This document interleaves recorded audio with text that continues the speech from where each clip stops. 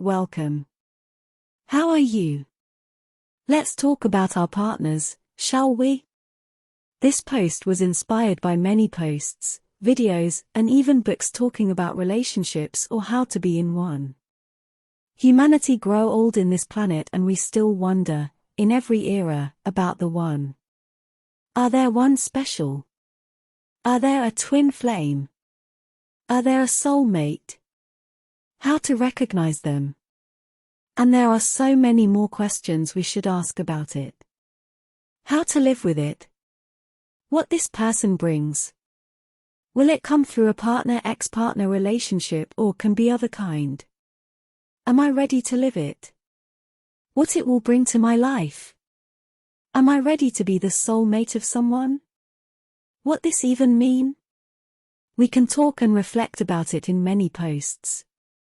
In summary, we understand that each person has a path, and when someone scream I find the formula, this is the path, we must decode as, I understood how it works for me, I understood my path. Of course, a person may think that if it worked for it like that, may work for everyone, but it is not quite like that. Otherwise, we already would figure out everything. The Tower of Babel fell, we do not speak the same languages, nor do we ascend the same tower, we only know that many paths lead to the same lighting. The relationships, soulmates experiences, twin flames, etc. will be the same. Some people may live it with a stranger that have this emotional and physical connection and they will scream to the world, twin flames exist. It will be your partner. But others will find them in a son, daughter, aunt, boss, teacher, grandfather, yourself. The universe is not so lazy to make everything the same. And no, you won't lose anything with that. With that clear, let's consider you have someone, soulmate or not, and you want to get the best from the experience. This is what I recommend, and it may be different, more or less challenged depending of your culture or age, for example. But, if you try to adapt and make it work, I believe it would be a great tool to live better and find peace even when you are not alone. Of course you can do this for any relationship, but let's focus in the one we chose to live with someone romantically. There are a few things I ask my partner with a certain frequency that can change if we are facing challenges or not. Those questions is not about both of you, but questions that will make your connection stronger. It reminds us we are separated beings, but we chose to live together. How are you these days? But make it real. Be present, looking the person, showing it space to speak while you listen. How life look like for you lately? Are the person looking life as a challenge, a hard moment? Is it real? Or the person just need to put thoughts out to make the chest lighter? What feeling you have more frequently? We all listened about the legend of the rich person, married, with bright children and still depressed. So, understand where your partner is without putting its happiness in what is outside is very important.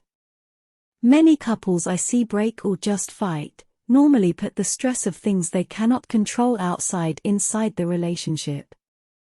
This conversation make you and the person aware that happiness cannot come from those out stability, but inner harmony.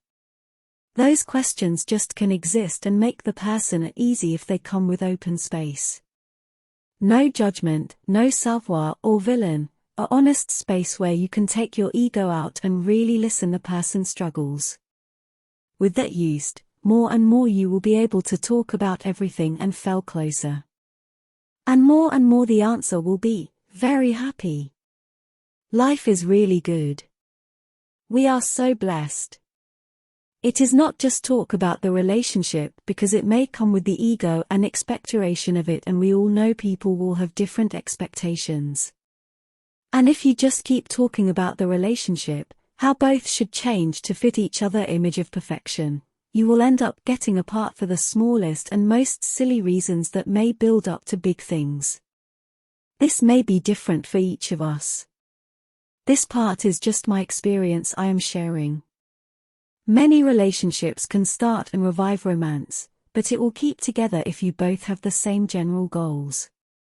An idea of life experience you want to live. This is the biggest thing may keep people able to be together.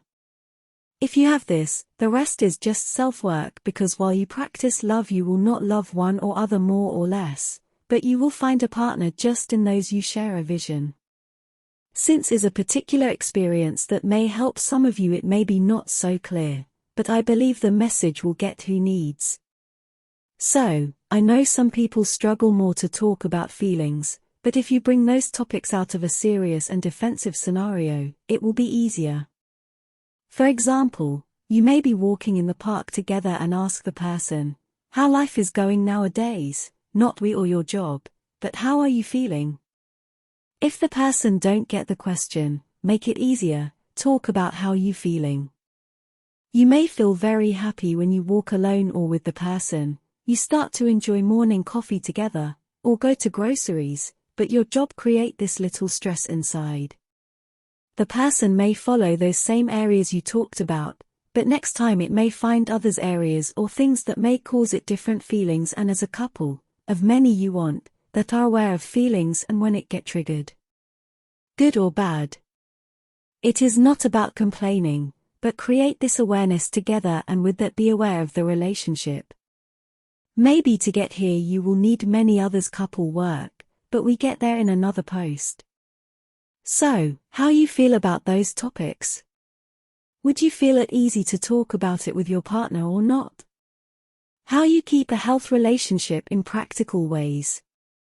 Let me know in the comments. Remember to follow this path on Instagram and YouTube for more. Thank you for joining me in this exploration of pleasure and its profound connection to our inner selves. If you enjoyed this reflection, don't forget to hit the like button and share your thoughts in the comments below.